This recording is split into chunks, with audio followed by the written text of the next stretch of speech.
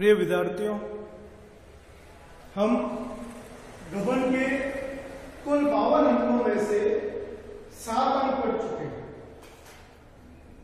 हमने पहले अंक से लेकर 7वें अंक तक देखा कि प्रयाग का जो गांव है, दीनदयाल का परिवार है, उसमें जो इकलौती लड़की है जालफा, वो बचपन से आभूषण रही है। चंद्रहार की जिद के लिए वो 7-8 वर्ष तक इंतजार करती है कि कब उसका विवाह हो और कब उसे चंद्रहार मिले। प्रयाग के ही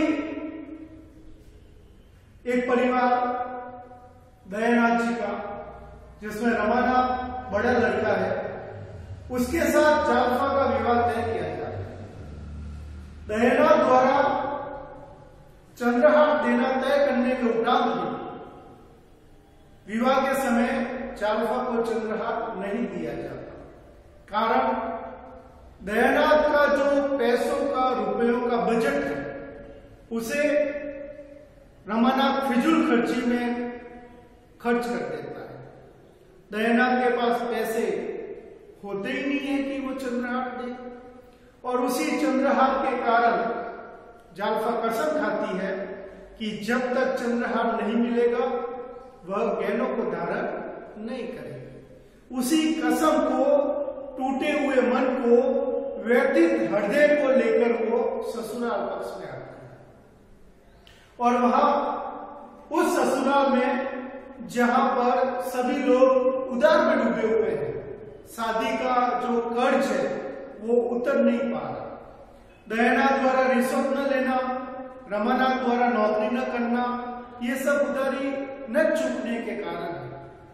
दयानाथ द्वारा जब समझाया गया रमानाथ को कि आपने रोजगार, नौकरी ढूंढे, तो उस रोजगार, नौकरी को न करके रमानाथ अपनी पत्नी के गहने चोरी कर लेता है और वो गहने ले जाकर दयानाथ को दे देता है। हालांकि दयानाथ कहता है कि ये क्या उठा लाए, तो रमानाथ कहता है आप ही का हुक्म था। दयानाथ कहता है कि मैंने तो आपको उधार चुकाने के लिए नौकरी करने का बोला था, न कि चोरी करने का बोला था। तो रमानाथ कहता है कि इसे मैं वापस रखाऊं। दयानाथ बोलने को होता ही है कि वापस रखाओ, लेकिन इतने में जालफा चिल्लाती है। रमानाथ दौड़ता हुआ अपनी पत्नी के पास जाता है कि क्या हुआ। पूछने पर जालफा बताती है कि उसे बुरा सपना आया था, जिसमें एक चोर उसके अलमारी में से गहनों का संदूक चोरी कर रहा है। रमानाथ समझाता है कि कोई चोर वोर नहीं आया है, आप सो जाए। तब जालफा सो जाती है, लेकिन सवेरे उठने पर वह अपनी शंका, संदेह दूर करने के लिए अलमारी खोल के देखती है, और होता वही है जो उसे सपना आया है कि वाकई में संदूक चोरी हो गया। रमानाथ को तो पता है किसने चोरी किया, किसके पास रखा है, किंतु जालफा को पता न होने पर वो कहती है कि इस चोरी की पुलिस में रिपोर्ट लिखाए, जिससे गहने वापस मिलने की संभावना बढ़े। रमानाथ बहाना करके घर से निकलता है कि वो पुलिस में रिपोर्ट लिखाने जा रहा, किंतु रमानाथ पुलिस में रिपोर्ट नहीं लिखवाता। उसका कारण आप जानते हैं कि रमानाथ जालफा के गहने चोरी होने की रिपोर्ट पुलिस में क्यों नहीं लिखवाता? कारण रमानाथ ने गहने खुद ने चोरी किए हैं, कैसे रिपोर्ट लिखाता? इधर वो गहने दयानाथ के पास हैं। रमानाथ और दयानाथ दोनों बातचीत करके उनका समाधान करना चाहते हैं कि ये बात पूरे गली मोहल्ले में, परिवार में फैल चुकी है कि जालफा के गहने चोरी हो गए। अब उन गहनों को वापस रखा भी नहीं जा सकता। इससे उत्तम है कि वो गहने बेच के उधारी चुका दी। दयानाथ जो धर्म संकट में फंस चुके हैं, वो जालफा के गहने लेकर उन्हें बेचने के लिए एक सर्राफ के पास जाते हैं, अर्थात एक सुनार जो सोने चांदी का व्यवसाय करता है, व्यापार करता है। दयानाथ इतने भी चतुर नहीं है, इसके लिए उस सुनार के पास जाते हैं जो पहले से ही उनके शादी विवाह के समय के 1500 रुपए उधार मांगता है। रमानाथ जी ने जो गहने चोरी किए, दयानाथ जी उसे सुनार के पास बेचने जाते हैं। दयानाथ और रमानाथ का ये मानना है कि ये गहने 2500 रुपए के आसपास के हैं। उस समय 2500 रुपए आज के 25 लाख के बराबर माने जा सकते हैं। 2500 रुपए के गहने हैं, किंतु जब दयानाथ वो गहने बेचने के लिए जाते हैं तो पुराने गहने हो जाने के कारण, थोड़ा दयानाथ का भयभीत होने के कारण, थोड़ी पुरानी उधारी होने के कारण सुनार वो गहने तो ले लेता है, लेकिन बदले में दयानाथ को 1 रुपया भी नहीं देता। दयानाथ द्वारा पैसे मांगने पर वह पुराना हिसाब चुकता कर लेने की बात करता है। अब दयानाथ पुनः धर्म संकट में है कि न तो सुनार को ये कह सकते हैं कि गहने वापस दे दो, न उस गहनों को लेके प्रयाग के बाजारों में जा सकते हैं, और ना ही वो गहने लेकर वापस अपने घर आ सकते हैं। दयानाथ राजी हो जाते हैं कि जैसे तैसे उन गहनों से पीछा छूटे। दयानाथ 2500 के गहने 1500 में दे देते हैं। इधर जब वो घर आते हैं तो परिवार में अनबन झगड़ा हो जाता है। रामेश्वरी को अभी ये चीजें पता नहीं थी। रमानाथ उनसे झगड़ा कर लेता है कि आपने 2500 के गहने 1500 में दे दिए, लेकिन अब करें क्या। इधर जालफा जो बचपन से आभूषण प्रेमी रही है, उसकी स्थिति क्या होगी, जो बचपन से लेके युवा अवस्था तक इंतजार करती है कि कब उसका विवाह हो।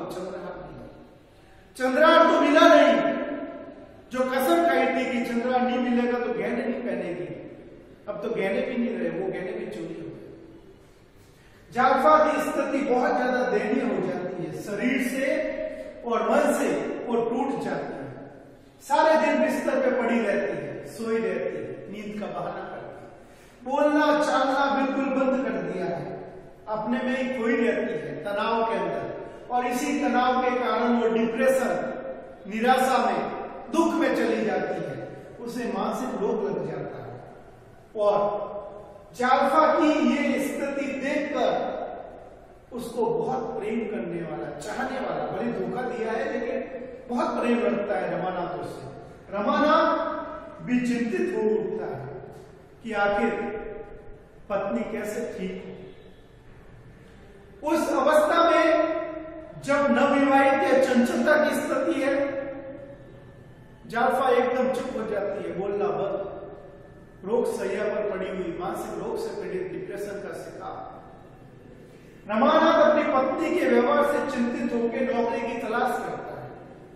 जब जालफा को समझाने की स्थिति में वो आता है कि आप गहनों की चिंता न करें, हम आपके गहने बना देंगे, चंद्रहार बना देंगे, तो जालफा उससे यही कहते हैं कि इतने वर्ष हो चुके हैं, आपके परिवार ने मुझे चंद्रहार भी नहीं दिया, मेरे गहने जो चोरी हुए वो तो मेरा भाग्य था, भाग्य में नहीं लिखा था, चोरी हो गए। क्योंकि जालफा को अभी तक ये नहीं पता कि वो गहने रमानाथ ने चुराए हैं। जालफा रमानाथ को तनाव में चिड़चिड़ी होने के कारण धमकी दे देती है कि आप लोगों ने अगर अपना वादा विवाह के समय का नहीं निभाया, मुझे चंद्रहार नहीं दिया, तो मैं अतिशीघ्र ससुराल घर त्याग कर दूंगी, ससुराल को छोड़कर बिहार चली जाऊंगी, ये घर छोड़ दूंगी और अपने घर चली जाऊंगी माता पिता के पास। रमानाथ जब ये बात सुनता है, दयानाथ रामेश्वरी को ये चीजें पता चलती है, तो वो तनाव, चिंतित हो जाते हैं, क्योंकि एक बहू का घर छोड़ के जाना अर्थात समाज में बदनामी होना। वापस से रिवीजन करते हैं कि रमानाथ ने उधारी चुकाने के लिए ईमानदारी का मार्ग न अपनाकर बेईमानी का मार्ग पकड़ा। जालफा के गहने चोरी कर लिए और दयानाथ जी उन गहनों को बेच कर भी आ गए। गहने चोरी हो गए, चंद्रहार नहीं मिला, जालफा अंदर ही अंदर खोखली होती जा रही है, उसका मन और शरीर क्षीण पाया हो रहा है। रमानाथ से वो स्थिति देखी नहीं जा रही, उसकी ही गलती का भुगतान है, उसके ही कर्मों के फल है। रमानाथ द्वारा अपनी पत्नी को समझाने पे चालफा द्वारा स्पष्ट कह दिया जाता है कि अगर आप हमें चंद्रहार लाकर नहीं देंगे तो मैं तो ससुराल छोड़कर पीहर चली जाऊंगी। आगे की क्लास में हम एपिसोड नंबर 8 लेंगे। 1 से लेके 8 नंबर तो आज हमने देख लिया। इससे आगे हम जब भी पढ़ेंगे तो एपिसोड नंबर 8 का रिवीजन करते हुए एपिसोड नंबर 9 की ओर आएंगे। इस 1 नंबर से लेके 8 और 9 नंबर तक के एपिसोड में हमने देखा कि एक कैरेक्टर जो भले नेगेटिव हो वो हमें प्रभावित कर रहा है। इस सब में से प्रमुखता से वो छाया हुआ है। दूसरे एपिसोड से स्टार्ट हुआ रमानाथ 8वें 9वें एपिसोड तक षड्यंत्र करता है, दिखावा करता है, पैसों की हेराफेरी करता है, फिजूल खर्ची करता है, अपनी पत्नी से प्रेम करता है, पिता को प्रभाव में लेकर उसे गलत काम करवाता है। इसके लिए अगली क्लास में हम एपिसोड 9 के साथ रमानाथ का चरित्र चित्रण भी देखेंगे। उसके चरित्र की कौन कौन सी विशेषताएं हमें देखने को मिली है अभी तक वो। चलिए अगली क्लास में मिलते हैं। धन्यवाद।